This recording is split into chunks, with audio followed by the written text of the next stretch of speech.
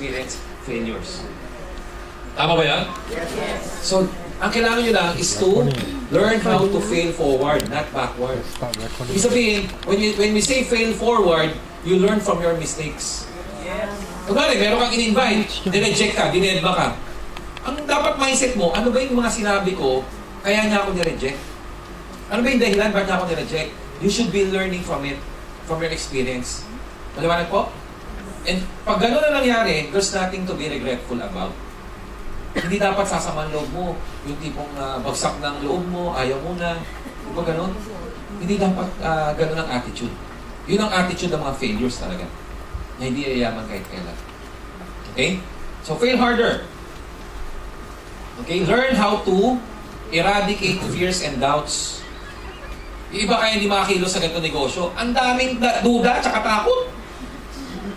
Kala mo, nag-invest ng milyong-milyong pera. Eh, 14,490 lang naman nilabas. May produkto pang 16,000. Gusto pang alamin. Sigurado ba, legal ba yung kumpanya nyo? Hanapin ng SEC, DTI. Ang dami nang hiningi. Kala mo, investor. Bumili lang naman ng package. Tama ba yan? Oo. Oh. Pero ang totoo, kaya ayaw nilang gawin, ang daming takot at duda. Ano yung takot? Fear of failure. Yun nga, ayaw mag-fail eh. Ayaw sumubok. Diba? Kayo ba, gusto nyo lahat? Wala kayong hirap, tapos yayaman kayo? Hindi to, walang ganon. Sino marang mag-basketball? May kakilala ba kayong ang galing-galing mag-basketball, tuwan-tuwang mag-basketball, pero kahit anong ibato niya, sushoot? Di ba hindi? Kahit mga champion, mga galing na player, from time to time, nasusupal pa niya. At doon siya lalo nagiging porsigido. Tama ba yun? Si Manny Pacquiao, di ba? Ilang beses mo yung tumatama yung sapak sa kanya bago siya nagiging champion.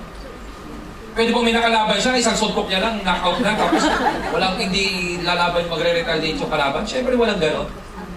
So, ang negosyo parang boxing din. Maliwanag po? Yes. So, yung failure tanggalin. Okay? Yung fear of failure. Ano pa? Fear of rejection. Sino ayaw ma-reject? Ito na lang ang tanong. Masakit bang ma-reject? Yes! Na-experience na ma-reject? Yes! Di ba lalo pag ang nag-reject sa inyo, yung kaibigan nyo? Yes! Yung kamag-anak nyo? Yes! Di ba ba yun? Yung mga BFFF nyo, yung mga inaasahan nyo talaga sa sama sa'yo. Yung pa yung ayaw. Sila pa yung mga kontrabulate ng buhay nyo, di ba gano'n? Sila pa yung talagang parang si Judas na mga sa inyo, na maninira pa sa inyo, di ba? Well, kaya ayaw natin ma-reject. Pero come to think of it, rejection is not fatal. Sabihin ng fatal, hindi nakakamatay. So ba't ka natatakot? Sino dito nung na-reject, biglang hinimatay? Mag-isay ng lupa. Yung pagka gano'n yan, matakot ka. Pero bisig ka naman, buhay ka naman, na-reject ka lang. Eh, ba't ka matatakot ma-reject? Rejection is just someone's opinion. Opinion niya lang yun eh. Now, bakit ka na-reject? Tatlong bagay para maintindihan nyo ha. Number one, people reject you because of ignorance. Yes. Hindi na lang naman nila talagang alam yung negosyong pinasok mo eh. Ignorante sila sa pinasok mo. Ang alam nila yung 400 a day na sweldo, yun lang. Tama ba yun? O 24,000 a month na sweldo, yun lang ang alam niya eh. Hello? Yes! Hindi man niya nakita, pwede kang kumita at yumaman at mag-milyonaryo dito eh. So, ang tendency niya, i-reject ka ngayon. Hello? Yes! So, ang kailangan mo lang, ipaalam. Ganun lang yun eh. So, pag na-reject ka, baka ignorance. Hindi niya alam. Number two, people reject you because of pride. Ma-pride lang kasi yung iniimbitahan mo. Lalo kung amo mo yan, di ba? O kaya, mas matagal na dito, presidente pa. Tama ba yan? So, syempre, mas mataas ang pride niya versus doon sa atin, di ba? And number three, because of fear. They fear na baka yung sinasabi mo magkatotoo. At pag nagkatotoo yan, siya nasa baba, ikaw aakyat ngayon. Aangat ka. Eh, common pa naman sa Pilipino yung tinatawag na crab mentality. Diba? Ano ginagawa ng mga crab mentality ng tao? Pag nakita umaangat, sisiraan, pipilit, hatakin pababa. Yun yung mga tinatawag na dream stealers. Kung kayo may mga kaibigan na may crab mentality, ayun pala, magpalit na kayo ng kaibigan. Iwanan niyo yung mga ganang tao. Diba? Sabi mo, jump ka, dito ako. Diba? Ako yayaman, ikaw hindi. Jump ka lang. Ganun yun, pabayaan niyo muna. Anong panlaban sa rejection? Ito, pag kayo na-reject, at na-identify nyo kung ano yung dahilan, then that's the time that you will not, you will not get mad or be frustrated or be angry. Tama ba yun? Instead, baka maintindihan nyo pa sila. Kaya kung pag nare-reject, inaalam ko lang, ano ba dahilan ba't ako nare-reject? May ignorance to. Hindi niya talaga naintindihan. Di ba ganun? So, ang ginagawa ko, ito ang tip ko sa inyo, pag kayo na-reject, number 1, say thank you. Number 2, smile. Okay? Smile to the person. Smile and then say thank you. Then before you leave, imagine yung mukha niya, mukhang tae. Okay? Alright? Then, fourth step, lumayo ka na sa kanya. Habang nakasmile ka na kanya. Every time makikita mo ngayon siya, nakasmile ka lang pero lalayo ka. Bakit? Tae siya. Diyan ko? But don't ever verbalize it. Sabi, huwag yung sasabihin. Lalo kung asawa niya. Ba't ka iwas ang iwas? Ayoko sa'yo. Bakit? Tae ka! Huwag ang gagawin nyo. Okay? Aawahin kayo nun. Ano po? Just, stay away until such time na makita niya na yung nakikita mo. Okay? Ma-appreciate niya yung negosyo mo. Na-appreciate mo, then, parang tae, natutuyo din yan. Nagiging fertilizer later on. Diba? Pag fertilizer na siya, lapitan mo na. Maliwanag po? Marami akong mga kaibigan, ganyan. Ang tagal. Ako, patay. Wala akong baterya. Pwede pakikuha po yung bag ko. Sweetheart, yung bag ko. Tapos pakisaksak na lang po yung ano. Please, guys, help me. Sino pwedeng tumulong? Lobat na po eh. Nandiyan po ba kayo? Yes! Tuloy o hindi? Tuloy! O, next week na lang. Okay Wala na kami next week. Okay. So, how to fight fear? Okay? Acquire knowledge. Okay? So, nandun na yung failure, nandun yung rejection. Paano labanan ng failure and rejection? Simple lang. Acquire knowledge. Dapat alamin nyo lang yung negosyong pinasok nyo. Iba naman kasi kaya takot, duda. Hindi ba alam yung negosyo pinasok? One time lang nakati ng RBP. Hindi na pinalo up ng mga trainings. Okay? Sabi dito, learn before you earn. Okay? And learning starts with letter L. You need to listen. Okay? Listen first before earning. Maliwanag po ba yan? So, gusto nyo yumaman? Yes! Makinig muna kayo sa upline nyo. Yes! Hindi yung napakinggan ko na yan. Alam ko na yan eh. Ba't di ka pa mayaman? Nagmamarunong ka lang pag gano'n. Okay? Or feeling lang na alam mo na yung sinasabi mo. Yung sa totoo, hindi pa. Okay? So, and that's the time you will earn from it. Alright? Yan. So, wala na. Tapos na. Okay. Next. Tuloy natin. Yan. Skills. Okay. So, ito sa mga first-timers, no? At sa mga hindi pa first-timers, meron ako 5 steps, 5 techniques or skills na dapat yung ma-master muna. Kung gusto yung kumita kagad sa real. Okay? Itong 5 steps na to, I call it 5 fingers. 5 fingers. Tandaan nyo itong 5 skills na to. Pag ito na-develop sa inyo, ready na kayo yumaman. At least your first million. Okay? Number 1. After you become a member, make a prospect list. So, pwede ba lahat tayo isipin natin, first-timer tayo ngayon? Okay na ba yan? Yes! First-timer tayo ngayon. So, starting today, make a prospect list. Now, ano yung prospect list? Ano laman ng prospect list nyo? M-E-A-N-T. Ment. Ment. M-E-A-N-T. So, sa English, ment. People that are meant for you. Okay? Acronym yan. M stands for people with the money. So, yan ang unang prospect nyo, yung may pera. O gusto magkapera. Okay? Yung ayaw ng pera, itchapwera nyo na. Okay? M. O. O E. E stands for people with entrepreneurial spirit. Yung mga negosyante, business-minded. O kaya, katulad nating mga nandito na gusto namang sumubok sa negosyo. Okay? A. People with authority. Pag sinabing authority, ito yung maraming kaibigan. O kaya may mga koneksyon. Residente, for example. Okay? May sphere of influence. O kaya may 5,000 friends sa Facebook. Ganon. Yun. And people with needs. Needs for what? Financial needs, physical needs, health needs. Ibig sabihin, nangangailangan ng produkto natin. So kung may nakita kang maitim ang kilikili, alam mo na yan. Diba? Maraming tigyawat. Alam mo nang kailangan niyang royal. Correct? T. People who are willing to invest time. Yung naniniwala na ang oras ang importante para mapatakbo ng negosyo. Ang mapatakbo ng maayos ng negosyo.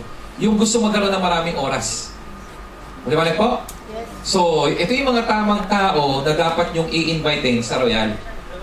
Yung MENT, M-E-A-N-T, ilan yan? 1, 2, 3, 4, 5. Yung tao nakascore ng 5 points, siya ang i-prioritize nyo na imbitehin.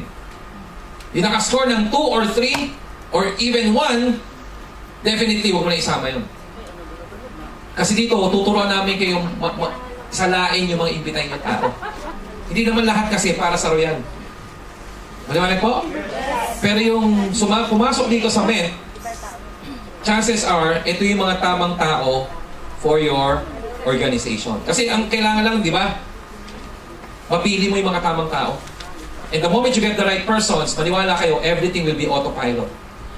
Everything will be automatic. Parang mga negosyante, pag nakakuha ng mga tamang tao yan, na ilalagay sa kumpanya nila, tatakbo na mag-isa yun. So yun ang dapat yung matutunan dito. Okay? So M, prospect list, dati man ginawa kong MENT. Dinagdagan ko ng ENT. Alright? So malinaw na tayo doon. At least 50 to 100. Pwede ba assignment niyan? First assignment nyo? Titingnan ng apply nyo, 50 to 100? Yung tao daw pinakamasungit sa buong mundo, merong at least 200 kakilala. So huwag yung excuse na wala kayong at least 50. Kung i-guide namin kayo, mas marami yan. Kamag-anak, kaibigan ng kamag-anak, kapitbahay ng kamag-anak. Nakita nyo? Opisina, kaibigan ng opisina, everything. Every now and then, makikita nyo, parami ng parami. Okay?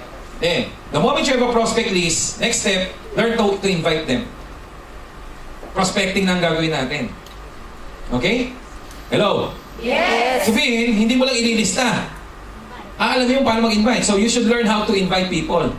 Meron tinatawag na mastering the art of invitation. Okay? Sa mastering the art of invitation, kasama doon ang prospecting. Kasama doon yung mga different techniques. Ito yung unang technique, KISS. O huwag muna yung KISS, form muna. Yung form, family, occupation, recreation, and message. Pag na-identify mo na yung prospect mo, start with the form. Form stands for F, family. Pag kinausap mo yan, nagkaroon na ng encounter, di ba? Talk about the family first. Para kumaga maging kampante muna sa iyo. Kailangan ma-establish mo yung rapport muna. Okay? Then talk about the occupation, yung trabaho niya. Dito kasi makikita mo kung ano yung mga pressing needs niya, yung mga problema niya, about his work. Di ba? Lalabas yan eh. R, kung kailan siya day off. So, normally man, Saturday or Sunday yan eh. Di ba? Yung R. So, alam mo kung kailan mo siya imbitahin. And M, yung message. Pag may na-identify kang pangangailangan yung tao, doon mo siya titirahin. Okay? Hello? Yes! O, sample. Kunwari, Mare, kumusta ka na? Kumusta na si pare? Bla bla bla bla bla bla. O, kumusta na yung trabaho mo? Di syempre magkikwento yan. Ay, naku, grabe nga yung amo ko, bla bla bla. Hindi man lang ako napakaigpit, ganyan. Tapos ang sweldo ko, ito lang. Ay, ganun ba? Kawawa ka naman. Yung sakit mo, ito nga, grabe, dami ko nararamdaman. May high blood pa ako, may diabetes. Di alam mo na yung mga problema niya. Di ba? Kulang ang kita niya, at the same time, may mga sakit siya. Tama? Recreation, normally, ano mo ginagawa mo pagka day off? Usually, pag Saturday, nasa bahay lang ako. Kaya minsan, napupunta sa Worldwide para magpabalik-bayan box, yung mga ganun, di ba? Doon mo pala sasabihin yung M. Ano yung M? Ay, naku, tama-tama pala. Buti na napadpad ako dito. Bakit? Di sasabihin mo na yung message. Okay? Na-identify mo na. Una-una, na-build mo na yung rapport mo sa kanya. Di ba? Di sabihin mo. Di ba sabi mo na kailangan ka ng extra income? Naku, meron ako. Grabe. Sobrang laki ng kitaan. Di ba? Oh. Di ba sabi mo, Saturday, libre ka. Magkita tayo ng Saturday. Sa tingin mo, meron pa siyang dahilan na umindi? Wala na. Bakit? Tutulungan mo siya magkakumita eh. At the same time, libre siya nung araw na imbitahin mo siya. Wala siyang excuse ngayon. Huwag mong gawin to. Wala. Ang dami niyang lusot. Tama? Minsan, you also need to do some role-playing. Kunwari, alam mo may high blood. Kunwari, binisita mo, kumari, kumusta ka na? Ito, okay lang. Buhay pa rin. Di ba ganyan, di ba? Sasabihin sa'yo. Naku, Mare, galing ako doon sa Lamay. Ha? Bakit? Paano yung isang kaibigan natin? Si ano? Grabe, inatake sa puso, patay, on the spot. Bakit? Dahil sa high blood. Ha? May high blood? Oo, kapag mo, di ba may high blood ka? Ano na yun? Oo. Sabihin mo ngayon. Pero alam mo yung isang kaibigan natin, may high blood din, pero ngayon ang ganda na ng blood pressure. Talaga? Bakit? Ano naman ginawa? Uminom daw nung grapeseed. Maganda ba yun? Oo, ang ganda ng grapeseed. Isa mo nakakabili nun. Teka, isipin ko. Sa akin. Ayan, ito. Okay, ay, naku, alam ko kung saan yun. Sa M2M, sa worldwide, mayroong bilihan doon. Di ba? Where is Ann? Yun. Kaya yung Mark Briones, yun ang alam kong supplier nun talaga dito. Di mga ganun, ha?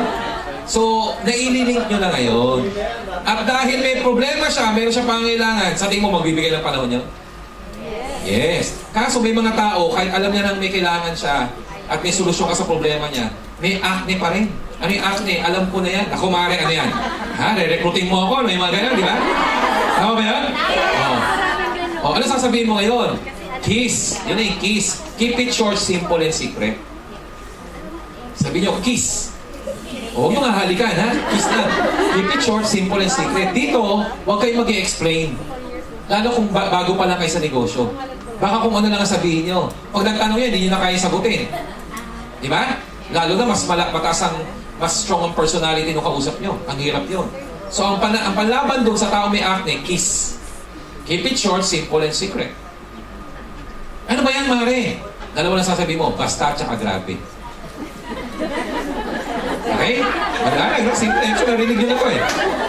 Ano ba yan, Mare? Basta. Pakita lang tayo sa Sabado. Ano nga yan? Grabe to! Grabe! Okay? Wala na? Ganun lang. Okay? At pabayaan nyo na yung upline nyo ang mag-explain for the business. Or for the person about your business. Clear? Yes! Are you learning? Yes! Okay. Kaso may mga tao talaga na ayaw eh. So pag ayaw, SW3 principle. Pag nakita mong ayaw, may acne pa, di ba? At super negative, sasabihin mo, some will join, some won't, so what? Next. Ibig sabihin, hindi siya para sa'yo. Di ba? Hindi ikaw maging dahilan para hindi ako yumaman. Yes! Tama ba yan? Yes! Aalis ka ngayon sa kanya. SW3. Tae lang ngayon ang tingin siya. Okay? Nakukuha niyo? Okay. Now, may mga tao naman na very potential, kaso talagang minsan, ano mo na, very intellectual, nag-iisip, may mga previous experiences. So, you should also be equipped. You should know what to say and not what to say. Yung iba kasi talagang taklese. Di ka, Mare, sama ka. Pyramiding. Hayaman tayo dito. Yung mga wala naman yung sinasabi. Di ba, pare, re-recruiting kita. Sa tingin mo, gugustuhin na i-recruit ka? Siyempre, hindi. Tama ba yun? Pare, sama ka, pambalanse kita. Ano pambalanse? Mali yung mga sinasabi, puro sablay. Maliwanag po? You should know what to say and not what to say. Lalo pag may mga tanong na grabe, talagang ang hirap sagutin. Ito yung pinakamatinding tanong eh. Mare, ano ba yan? Networking ba yan? Mas nanlilisik yung mata. Networking ba yan? Hindi parang ikaw, hindi mo na nasasabi. Di ba gano'n, no? Paano magagana nun? Pag ikaw well-equipped, alam mo kung paano sagutin. Paano mo i-handle yung objection na yan. Ano yung what to say, not what to say? Ito yung what to say to those people. Pag ikaw yung tinanong na, Mare, networking ba yan? Ang tanong doon, ang sagot doon, tanong din. Gusto niyo malaman? Yes! Pilitin niyo ako. Gusto niya? Mare, networking ba yan? Sabi mo, bakit? Mare, gusto mo ba nun? Oo. Bakit Mare? Gusto mo ba ng networking? Ganun ang sagot doon. O, pag sinabi, hindi! Ay, hindi to networking. Gusto ka na yun doon, di ba? Okay na yun? Eh, pag sinabi, gusto ko! Pare, networking to! Diba? Ganun lang yun. Okay? So, ayun yung simple, tawag dito, technique pagdating sa mga what to say and what to say. Eventually, along the way, madidevelop na sa yan.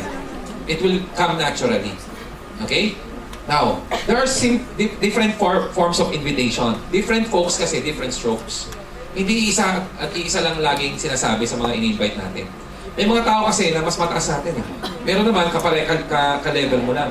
Meron naman mas mababa pa sa'yo. Okay, mga total strangers. So there are different forms of invitation to certain people. Number one, direct invitation. Ito yung mga kachokarat mo, yung mga kabady-body mo lang. Direct invitation lang ang appropriate dyan. Okay? Kunwari, matagal mo ng kaibigan. Mare, sama ka. Eh, pupuntahan tayo. Ano yun? Basta, kilala mo ako. Tapos, di ba? Sasali. O, di sige. O, di sasali na yan. Kasama na sa'yo yan. Second opinion approach. Ito yung mga tao mas mataas sa'yo. This time, you will get their opinion. Ano? Mare, ma'am, alam nyo, galing-galing nyo. Gusto ko kayong kopyahin.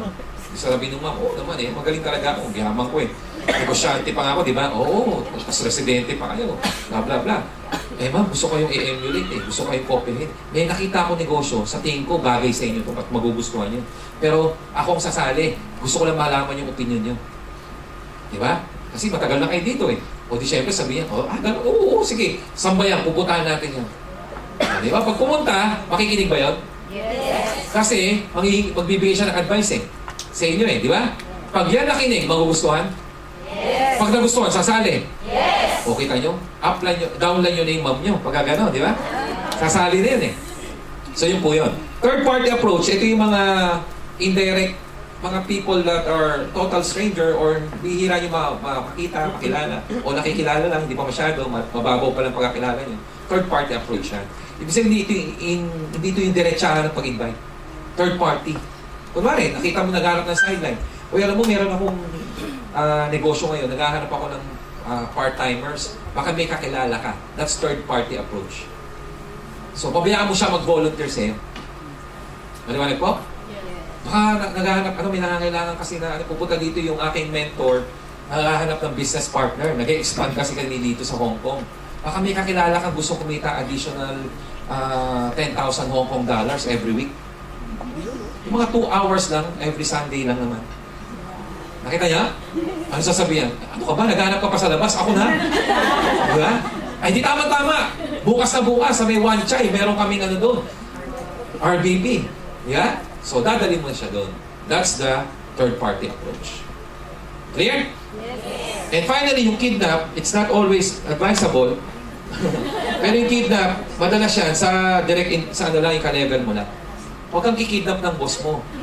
Sigurado bukas, si Santi ka na. Wala ka ng trabaho. Okay? So, it's not always applicable, but sometimes it's effective. Di ba? Sino nakidnap dito? Meron ba mga nakidnap? Kaya nag-royal, nakidnap lang. Yung walang kamalay-malay, pa siya nandun, gano'n? Minsan effective yan. Okay? So, first step, prospect list. Second step, how to invite. Third step, or third finger, ABC rule. Ano tong ABC rule? A stands for advisor, B, bridge, C, client. Itong ABC rule, this is one of the most effective techniques how to win people for this kind of business. Okay? Now, ano yung A? A stands for advisor. Ito yung mga upline. Yung mga grand uplines natin dito sa Hong Kong, tsaka sa Manila, o sa Royal. First assignment nyo about ABC. Dapat kilalanin nyo sila. Alam nyo yung mga success stories nila. Alam nyo yung background nila, paano sila yung mama sa Royal, ano na yung mga na-accomplish nila. You need to know that. B stands for bridge. Ang bridge, kayo po yun. Okay? C is for your client. Ito yung kliyente nyo. Okay? How do we apply the ABC rule? Well, ABC rule is more of proper bridging and proper matching. Itong ABC rule ginagamit para i-connect mo yung kliyente mo, okay, towards your upline, towards the speaker, towards your mentor. Maliwanag po? So, paano mo properly mailalapit siya ngayon? Yun ang challenge dun eh. So, number one, you need to do proper bridging. Ano sabihin ng proper bridging? Itutulay mo sila eh. Okay? Parang sa gayon, yung kliyente maging curious at maging interesado na i-meet yung tao. Yung upline nyo. Walang pinagkaiba yan sa manliligaw. Okay? Yung meron kang gustong itulay na manliligaw. Naintindihan niyo ba yung sinasabi ko? Puro babae kasi dito eh. Asa ba si Ryan? Kailangan ko ng volunteer. Lalaki. Sino lalaki dito? Dali. Wapong lalaki kailangan ko. Sir Brent! Sir Brent! Halika dito, sir. Halika dito. Dali. Ano pangalan? Brent! Brent. Okay. Pala pangalan Sir Brent. Halika dito, Sir Brent. O gusto ko, dalagita. Dalaga pala, dalaga. Ay, girlfriend niya. Girlfriend niya, girlfriend. Sino? Ikaw na lang ate. Ang pangalan mo. Halika dito, dali. Si? Oh, kita ko na, mini skirt pa. Ano pangalan? Ha? Malu. And then ikaw, ma'am. Ikaw. Si? Edeline. Okay. Edeline, Malu, and Brent. Okay, para maintindihan yung ABC rule ha, para mabilis na pumasok sa isip natin. Okay. Etong senaryo, ha? Malu, Edeline, Brent. Okay. Kaso lalaki. O, sige. Okay. Si Brent, ito na lang. Si Brent, patay na patay kay Malu. May girlfriend na ito, alam ko yan. Hindi ko kunwari na. Oh. Patay na patay si Brent kay Malu. Maliwanag po? Si Malu, tsaka si Edeline, mag-best friend. Maliwanag po? Okay. Tatlo sila, nakatira sa isang, kalye. Okay?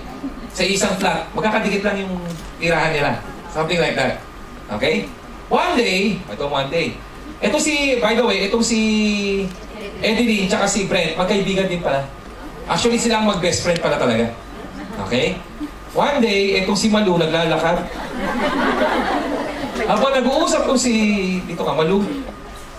Ay, si Edeline. Habang nag-uusap sila, itong si Malu naglalakad sa harapan. Lakad ka, sa harapan. Biglang huminto! Tumitig sa dalawa. Kaso ang binate, hindi si Brent. Si Edeline. Sabi mo, hi Edeline. Sabi mo, hi Malu. Ayun. Tapos lakad ulit. Yan, lakad. Yeah. Di na, dyan ka lang. Okay. Ano ngayon ang nakita ngayon? Di ba na witness yun ni Brent? Nalaman niya ngayon, magkakilala pala itong si Malu, tsaka si Edeline. Ano sa palagay niyo ngayon ang gustong mangyari ni Brent? Patay na patay siya ni Malu.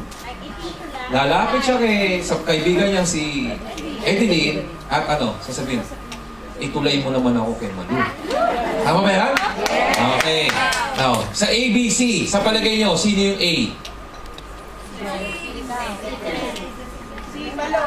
Sino si A? Sino si A? Si Brent.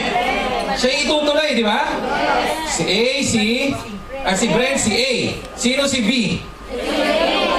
Si Edeline. Okay? Sino yung C? Si Malu. Maliwanag po? Ang kliyente, si Malu. Ang tulay, ang itutulay, si Brent. Okay, palakpakan natin sila tatlo. Okay. So, sa palagay nyo, ano ngayon ang gagawin? Pag lumapit niya si Edeline kay Malu, at pagsasalita about Brent, ano sasabihin niya? Lahat ng magagandang features ni Brent. Diba? Pwede sabihin ni Edeline kay Malu, alam mo, friend, may kakilala ko, ang gwapo, ang kinis ang balat, matipuno, ang yaman. Diba? Oh, ito matindi, patay na patay sa'yo. Sa palagay nyo, pag narinig lahat yun ni Malu, ano may mararamdaman niya? Kikiligin. She will be curious. Tama ba yan? She will be looking forward to meet Brent.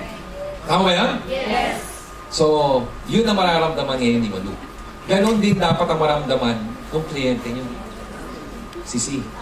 So, pag kayo merong na prospect, ang role mo ngayon, itong si C, ilapit kay A. But before you do that, you need to build up A. Okay? Sa business term, we call it tee up. Iaangat mo siya. So dapat lahat ng magandang bagay, yan, kaya dapat alam mo yung success story ng A. Kunwari si Mark Briones, sa mga grand upline natin dito, dapat alam niyo yung background ni Mark, ni Joey, di ba? Ni Miss Ann, or sino man sa inyo na mga leader na natin dito. Okay? Yun ang ikikwento mo yung success story niya. So that itong si C makaka-relate. Tama? Nang sa gayon, pag nagkaroon ng encounter itong si C at si A, by the way, si C ang palalapitin nyo kay A, hindi si A ang palalapitin nyo kay C. Iba kasi baliktad, upline, hindi ka dito, dali, meron kong guess. Mali yun. Mali ba na? Kayo ang lalapit kay upline, hindi si upline ang lalapit sa inyo. Okay? Huwag matigas ang ulo. Ang ititiap nyo, yung upline nyo. So kunwari, sa isang restaurant, ang usual strategy namin, ang mauna na dapat muna si B and C. At habang bumabiyahe sa doon, nagkikwento na si C about kay A. Si B about kay A. Wala po? Ang sa gayon, maingganyo ngayon siyang makilala tong si A. Normally, si A, yung upline nyo, huli siyang pupunta sa restaurant, for example. Okay? Hoping na build up na siya ni B. Okay? Pag dumating si A, dapat siyang, yung kanyang attention nandun kay A. Wala kay C. Kailangan unang pa-orderin siya, paupuin, blah blah blah, gano'n. Okay? Nang sa gayon, lalo magiging curious ulit si C. Okay? If that happens, si A, pag nagsalita, makikinig kaya si C? Yes, makikinig kayo yan. All ears kayo yan. Okay, ito naman ang rule. Pag nagsalita si A, quiet na kayo. Quiet na kayo. Ha? And don't echo what A is saying. Iba kasi talagang satsat ng satsat, sabat ng sabat. Mali po yun. Minsan pinangungunahan pa yung upline. Mali po yun. Yung echoing, ganito eh. Kung nagsalita, alam nyo maganda dito sa Royal. Oo, maganda talaga dito. Alam nyo, yayaman po tayo sa Royal. Oo, yayaman ka dito. Huwag ganun, ha? Mali po yun. Okay? Ano pa? Tawag ka ng tawag, ginagawa niya, no? Tapos huwag yung pangungunahan. Apply, nakalimutan yung 7 accounts. 7 accounts, nakalimutan mo. Huwag ganun. Huwag nyo uutusan. Pabayaan yung magsalita. Pag nagsalita, ang kailangan nyo lang gawin is to agree. To be affirmative. Maliwanag po? Okay. So, yan po yung tinatawag na ABC rule. Okay, tumatagal na tayo. Isa natin. Then, 48-hour rule. After the presentation, makinig, dapat pina-follow pang customer or kliyente within 48 hours. Kasi normally, after 72 hours, kahit anong ganda lang napakinggan ng kliyente nyo, after 72 hours, nakakalimutan niya. So, tendency, babalik na naman siya doon sa kinagawian niya. Maliwanag po? Kaya importante, every 48 hours, pina-follow up niya yung customer. And finally, number 5, you should learn how to handle rejections. Marami pa rin talaga sa labas na negative eh. Di ba? So, hindi pwedeng ikaw ang ma-negative. Hindi dapat siyang ma-impluensyahan. Hindi ikaw ma-impluensya, siyang dapat ma-impluensyahan mo. Okay? So, you should know how to handle such rejections. Okay? To do that, you should always have a positive attitude. Yan. Maintain excitement and stay focused. Huwag niyong kalimutan si Batman. Batman attitude. Ang sabi ng Batman attitude, pusong bato, pusong manhid. Hindi yung parang pusong mamon kayo na nireject lang kayo, wala na. Pupunta na kayo sa sangsulong. Iiyak na lang kayo, tapos mami, gumagano'n-gano'n na kayo. Para ka lang sisisa, gano'n. Para ka lang nalok. Diba? Huwag gano'n. Okay? Kung ayaw niya, huwag. Gano'n. Maliwanag po yun? So, yan. So, ano yung 5 fingers? Ano yung A? Prospect list. B. Number 2. Invite. C. 3. ABC rule. ABC rule. 4. 14 hours rules. And 5. Pag ito na-master nyo, milyonary na kayo sa Royal. Okay? At ang milyonary na tayo, let's say all together. 1, 2, ready, go! Yes! Okay. Now, another skills that you need to develop, yung tatlo, no? But there are separate presentation for this. Number 1, you should learn how to effectively present the business. Tandaan nyo, hindi laging nandiyan si upline. Okay? At kaya nga tawag siya yung independent distributor. Dapat marunong kayo mag-present. So you should know the compensation plan by heart. Yung ating unilevel, multi-level, tsaka repeat binary. You should also know how to do effective closing. Kasi ang tao, sasali because na-close mo yung benta eh. How do you do effective closing? By having a product and income stories. So, ibig sabihin, hindi nyo kailangan abisado kaagad yung negosyo, pero kung makita niya na, alam mo ako, hindi ko masyadong naintindihan, pero ako dating ganito, ang taas ng high blood ko, ay yung blood pressure ko, pero because of this, nag-normalize, di ba, nakita mo lang yung mukha ko dati, sobrang daming tigyawat, ba't ngayon buminis, kaya ako sumali sa Royal. Minsan, pag sinabi pa lang yun, sasali na yun. Ako ba yan? O kaya pag yung income stories na, di ba, sideline lang naman to, pero ito mo yung sideline ko, mas malaki pa kaysa dun sa kinikita natin dito. Eh pag gano'n, sasali na yun. Kasi ang tao mas naniniwala sa nakikita kaysa sa naririnig. Pakita mo ng cheque, wala na. Tama ba yan? Kaya dapat may mga cheque kayo na pinapakita. Kung wala pa kayong cheque na mapapakita, yung cheque ng upline nyo, hiramin nyo. Dito po, dapat may kopya kayo. Sabihin nyo, ba't ikaw wala ka pakita? Ano ka ba? Nagsisimula pa lang ako. Pero yung upline ko, ito na cheque, pakita mo. Yan ang mangyayari din sa akin. Maliwanag? Xerox copy lang naman. Xerox mo lang. Yung sa akin? Next question, please. Okay. How to build your network? Paano magpalaki ng network? You can start with a small group. Okay? Natatandaan ko sila, nung huling punta ko dito, ilang piraso lang sila. Asa si Mark? Diba? Nagsiksikan lang kami doon sa kwarto niya, doon sa opisina niya sa Central. Pero ngayon, kita nyo, nandito na tayo sa Star Cruise. Palakpakan naman natin. Small group. So, table talk presentation will do. Then, home party. Pag sinabing home party, puro products lang. Okay? Then, centering. Pag sinabing centering, sa ngayon, dahil wala pa tayong office dito, you go to office of Mark. Maliwanag po? Kung kayo dapat every Sunday, hakot day kayo doon. Maliwanag po ba yan? Punuin natin hanggang ibang kwarto kahit hindi na kwarto ni Mark, punuin natin. Okay? Then, B, big RBP. Dapat every now and then, meron tayong magandang big RBP. At least once a month. Maliwanag po? Yes. Okay. Okay, that's for the big group network. Then, letter C, yung pag may mga awards, recognition, may mga special trainings. Okay? Hindi man dito sa Hong Kong, pero kung kayo magawi sa Manila at may mga anniversary, Christmas party, or mga awards ceremony sa Royal, pumunta kayo. Maganda po yun kasi mas ma-motivate kayo. Okay? Especially pag may mga C-cells. Now, attitude. Let's talk about attitude. 80% of the formula is about attitude. So, 20% lang yung skills eh. Gusto yung yumaman, 80% ayusin natin yung attitude. Marami kasi dito sa Blay eh. Di ba nakita nyo? Marami mga cum laude, summa cum laude, pero dahil pangit ang attitude, hindi rin kumikita, hindi mayaman. Ganon din sa negosyo natin. Kahit ang galing-galing nyo, tali-talino nyo, galing nyo magsalita, pero yung attitude nyo sablay, hindi kayo marunong sumunod sa upline nyo, wala kayong yes upline attitude, hindi kayo yaman. Yung upline nyo yaman, pero kayo hindi. Maliwanag po? Yes. So, bakit? Okay. Number 1, have a good learning and listening attitude. Ibig sabihin ng good learning and listening attitude, marunong kayong tawag dito, yung meron kayong desire na matuto. Okay? Yung magpa-mentor sa upline nyo. Parang ako noon, yung na-invite ako, ang ganda ng trabaho, di ba, nurse na ako.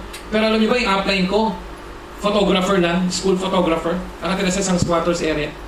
Pero dahil alam kong mas nauna siya sa akin at mas alam kong mas kabisado yung negosyo ng ganitong industriya, sabi ko sa upline ko, upline, kung ano yung sasabihin mo, susundin ko lang.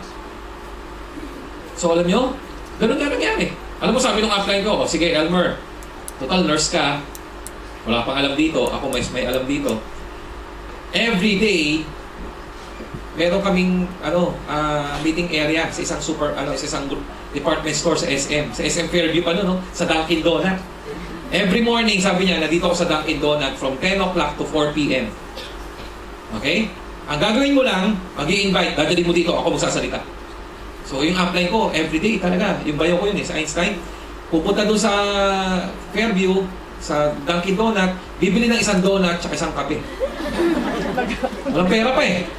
Yung bumaghapon na yun, hanggang alas 4. Okay? Ganun yung upline ko.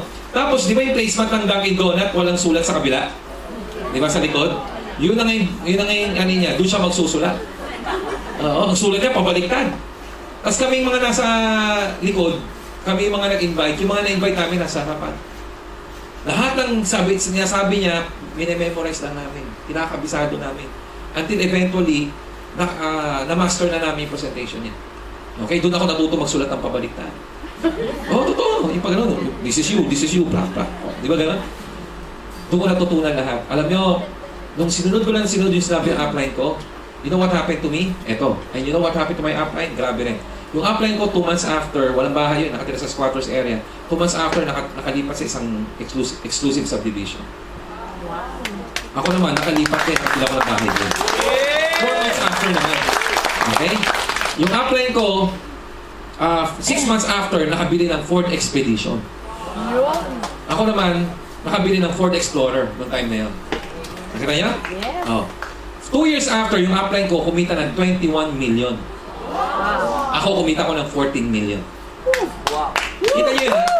Kung hindi ko sinunod yung sinasabi ng upline ko at hindi ko siya kinokopya, ginagaya, hindi ko sana narating yung narating niya rin. Tama ba yan? Yes. Alam niyo, we are interconnected with each other. Kami mga upline niyo, we would not say things na ikasisira niyo. Kasi pag kayo nasira, sira din kami. Yes. Tama ba yan? Yes. Di ba all of us right now will have a yes upline attitude? Yes. Di ba kung ano sinabi ng upline nyo, susundin nyo muna? Yes. Lagi sagot nyo muna, yes upline! Yes. Di ba? Sanayin natin sarili natin doon. Magani ako upline nyo ha? Okay. Okay? Magani may sasabihin ako. Magani, pumunta tayo sa Star Cruise! Yes upline! Okay? RBP tayo sa ganitong lugar! Flyer din tayo sa ganito! Ganon. Hindi yung we. Ganon agad sa tukle. Busy ako. Okay? Gusto yung imaman, di ba? Yes, Tumula tayo dito. Okay? Pag kung ano narating nyo, yun din na mararating. Narating na apply nyo, yun din na mararating. Okay? Huwag kayong masyado muna magmagaling or magmarunong. Until such time, naintindihan nyo na, nakabisado nyo na, then that's the time you can, evolve, you can come up with your own style. Maliwanag po? Yes. Pero hanggang hindi pa natin masyado alam, yes, apply muna tayo. Yes. Have a good learning and listening attitude. Si Arnel Salazar, asa si Arnel? Palapakan Yes. natin. Apply. Yan. Sa unang-unang downline ko. Oo, nananiwala sa akin. Alam mo, multi-millionaire na yan, pero kung ano sinabi ko, sinusunod niya pa rin.